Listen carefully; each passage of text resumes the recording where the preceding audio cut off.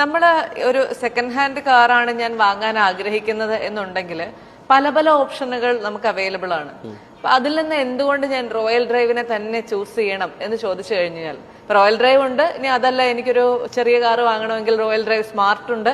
അപ്പൊ ഇതിനെയൊക്കെ തന്നെ ഞാൻ എന്തുകൊണ്ട് ചൂസ് ചെയ്യണം എന്ന് ചോദിച്ചു കഴിഞ്ഞാൽ റോയൽ ഡ്രൈവിന്റെ സിഇഒ എന്ത് മറുപടി നൽകും?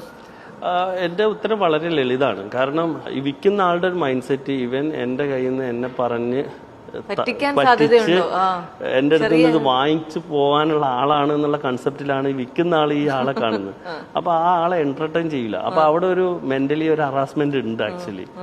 അപ്പോൾ അതേപോലെ ഇത് വാങ്ങിക്കഴിഞ്ഞ് പിന്നെ ആ ആളെടുത്ത് ചെന്നിട്ട് ഒരു പ്രശ്നം പറയാൻ പറ്റില്ല. അപ്പൊ ഞങ്ങൾ എൻ്റെ അടുത്തൊരു എക്സ്പീരിയൻസ് ഞാൻ പറയും. ഞങ്ങള് 4 വർഷം മുമ്പ് കൊടുത്തൊരു വണ്ടി ഒരു ചെറിയ കംപ്ലൈന്റ്, ഒരു 3000 റുപ്പീസിന്റെ ഒരു കംപ്ലൈന്റ് ആയിട്ട് കസ്റ്റമർ ഞങ്ങളടുത്ത് വന്നു.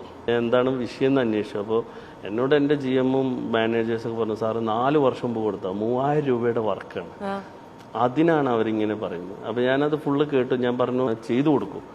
അപ്പൊ അവര് പറഞ്ഞു അല്ല ഇങ്ങനെയൊക്കെ നമ്മൾ ആളുകളെ എന്റർടൈൻ ചെയ്യണോ ചോദിച്ചു. അപ്പൊ ഞാൻ പറഞ്ഞു ഈ വന്ന് ചോദിക്കാനുള്ള അവകാശം ഇതാണ് നമ്മുടെ USP. ഈ അവകാശം ഉണ്ടായതുകൊണ്ടാണ് അവർ നമ്മളടുത്ത് നിന്ന് വാഹനം വാങ്ങിച്ചത്. അത് ഞാൻ മനസ്സിലാക്കുന്നുണ്ട്.